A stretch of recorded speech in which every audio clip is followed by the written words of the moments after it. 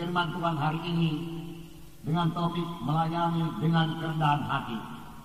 Di sini kita melayani dengan kerendahan hati. Kerendahan hati, saudaraku, adalah satu sikap hati kita. Sikap hati yang sudah berubah, diubahkan oleh Tuhan Yesus karena Tuhan sendiri yang berada dalam hati kita ini, saudaraku.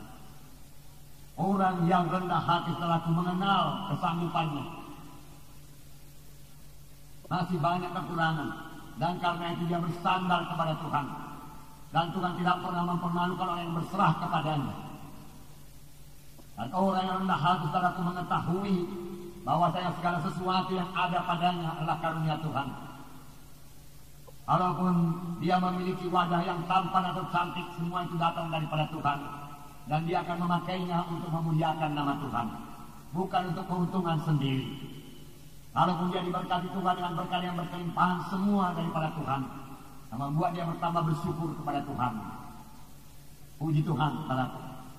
Dan kalaupun seseorang itu tidak dikaruniakan Tuhan wajah yang tampan atau cantik, dia tahu, saudaraku, bahwasanya harta yang sebenarnya, hidup yang sebenarnya bukan terdapat dalam dunia ini, tapi dalam hidup yang kekal. Dan dia mencari perkara-perkara di atas. Itulah dia orang yang rendah hati, saudaraku. Memang segala sesuatu yang ada pada kita, saudaraku, segala sesuatu yang baik berasal daripada Tuhan. Firman Tuhan berkata. Dan firman Tuhan berkata, apakah yang ada padamu yang tidak kamu terima daripadaku? Semua yang ada pada kita, kita terima daripada Tuhan. Oleh sebab itu, kalaupun kita diurapi Tuhan, kita dipimpin Tuhan, kita diberikan Tuhan hikmat, biarlah semuanya itu kita pakai dengan segala kerendahan hati untuk melayani jiwa-jiwa, untuk melayani Tuhan. Amin, saudara.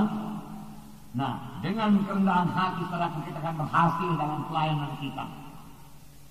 Dengan kerendahan hati, saudara, kita akan berhasil dalam doa kita. Dengan kerendahan hati, saudara, kita bisa bergaul dengan sesama anak-anak Tuhan. Dan ini sangat perlu dalam kelompok sel. Kalau seorang pemimpin kelompok sel cukup rendah hati, saudaraku, dia bisa mengenal semua anggota-anggotanya dalam kelompok sel tersebut. Dan ini akan sangat menolong dia dalam mendoakan anggota-anggota kelompok selnya satu persatu. Saya percaya kuasa doa. Seorang pemimpin kelompok sel yang berdoa buat anak-anak Tuhan di kelompok selnya, pastilah diberkati Tuhan. Baik pemimpin kelompok sel yang berdoa, baik anak-anak Tuhan dalam kelompok sel tersebut akan diberkati Tuhan. Karena Tuhan kita Tuhan yang mendengarkan dan menjawab doa. Oleh sebab itu, pada saudara pemimpin kelompok sel, wakil pemimpin kelompok sel, biar dalam kelompok sel saudara-saudara saling mendoakan. Dan saudara mengenal semua anggota-anggota kelompok sel saudara. Dan saudara mengenal saudara persoalan-persoalannya. Saudara mengenal kekuatan-kekuatannya. Saudara mengenal panggilannya. Saudara mengenal kelemahan-kelemahannya. Dan itu semua saudara bawa di hadapan Tuhan. Dan saudara sampaikan kepada Tuhan dalam doa yang bersungguh-sungguh dengan segala kerendahan hati. Jangan pernah menganggap saudara itu lebih tinggi daripada mereka, lebih rohani daripada mereka, saudara lebih berhikmat daripada mereka. Saudara, kita sesama anggota tubuh Kristus, masing-masing ada kelebihan, ada kekurangan, tapi kita ini semua saling melengkapi satu sama lain. Demikian juga halnya dalam kelompok sel, kita perlu saling mendoakan. Biar pemimpin kelompok sel, saudaraku, merasa dirinya tidak lebih tinggi, saudaraku, dari anggota-anggota kelompok sel, saudaraku, walaupun dia yang melayani, saudaraku. Karena, saudaraku, pemimpin KKS bukanlah suatu jabatan, saudaraku, bukanlah satu kedudukan, tapi satu pelayanan yang dipercayakan Tuhan kepada saudara. Supaya pelayanan saudara boleh sampai kepada maksud Tuhan, supaya pelayanan saudara boleh berbuah, yaitu, saudaraku, kelompok saudara berbelah menjadi dua, dan kemudian datang jiwa-jiwa baru lagi yang saudara layani dia dengan mengenal dia, saudara dengan bersekutu dengan dia, sehingga dia kemudian menjadi murid. Semua yang terlaksanakan dengan rendah hati, maka kelompok saudara akan berhasil dan saudara memberi buah kepada Tuhan. Dengan kerendahan hati, saudaraku, kita lebih mudah menginjil, karena, saudaraku, kita tidak akan merasa segan-segan untuk mendatangi rumah tangga yang di sekitar kelompok sel kita, karena kita sudah cukup rendah hati untuk datang kepadanya, mengabarkan Injil Tuhan kepadanya. Inilah berkat-berkat daripada rendah hati, saudaraku. Biar semua kita memiliki, saudaraku, kerendahan hati ini, saudaraku. Ini terjadi karena Yesus yang rendah hati tinggal dalam kita. Nanti akan kita bacakan ayat yang mengatakan, marilah kepadaku kamu sekalian yang letih lelah dan beban berat, aku memberi sentosa kepadamu. Belajarlah kepadaku, karena aku rendah hati dan lembut hati, maka kamu akan mendapat ketenangan.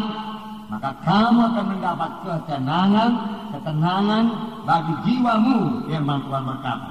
Haleluya.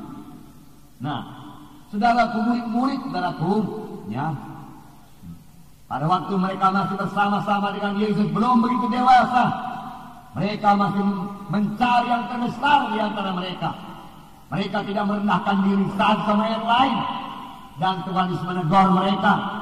Saya percaya mereka menerima teguran Tuhan dan mereka berubah. Saya akan membacakan pada Markus 9 ayat 33 sampai 37. Bukalah Alkitab saudara, bersama-sama kita membacanya. Markus pasal 9 ayat 33 sampai 37. Markus pasal 9 ayat 33. Di sini kita melihat, saudaraku, murid-murid berbincang-bincang di tengah jalan. Mereka bukan memperbincangkan penginjilan, mereka bukan memperbincangkan, saudaraku, pengorbanan Tuhan Yesus. Mereka belum mengerti. Tapi apakah yang mereka cari? Mereka mencari orang yang terbesar. Mereka berharap menjadi orang yang terbesar. Mari kita baca Markus 9 ayat 33 sampai 37 bersama-sama. Kemudian tibalah Yesus dan murid-muridnya di Kapernaum. Ketika Yesus sudah di rumah, dia bertanya kepada murid-muridnya, apa yang kamu perbincangkan tadi di tengah jalan? Tetapi mereka diam. Sebab di tengah jalan tadi mereka mempertengkarkan siapa yang terbesar di antara mereka. Lalu Yesus duduk dan memanggil ke-12 murid itu. Katanya kepada mereka, jika seseorang ingin menjadi yang terdahulu, hendaklah ia menjadi yang terakhir dari semuanya dan pelayan dari semuanya. Maka Yesus mengambil seorang anak kecil dan menempatkannya di tengah-tengah mereka. Kemudian ia memeluk anak itu dan berkata kepada mereka, barang siapa menyambut seorang anak seperti ini dalam namaku, ia menyambut aku. Dan barang siapa menyambut aku, bukan aku yang disambutnya, tetapi dia yang mengutus aku. Sini telah sementara berjalan bersama-sama dengan Yesus, murid-murid mempertengkarkan siapa yang terbesar di antara mereka. Sampai di rumah, Tuhan Yesus bertanya kepada mereka, apa yang kamu perbincangkan tadi tengah jalan? Mereka diam karena mereka sadar, tidak malu. Mereka tahu bahwasanya yang mereka perbincangkan itu tidak layak. Kerap kali, saudara, kalau kita datang di bawah kaki Tuhan, kita menjadi sadar akan kekurangan kita, kita menjadi sadar akan dosa kita, saudara. Dalam arti yang paling baik, saudara, kita bertobat. Demikian juga murid-murid ini, Yesus mengasihi murid-muridnya. Seolah-olah Tuhan berkata, boleh kamu menjadi besar. Kebesaran yang sejati dalam dunia ini, kebesaran yang sejati terdapat dalam surga. Biarlah kamu mencapai kebesaran yang sejati, dan aku menerangkan jalannya kepadamu, Tuhan berkata. Dan Tuhan sedang menerangkan jalannya kepada murid-murid ini.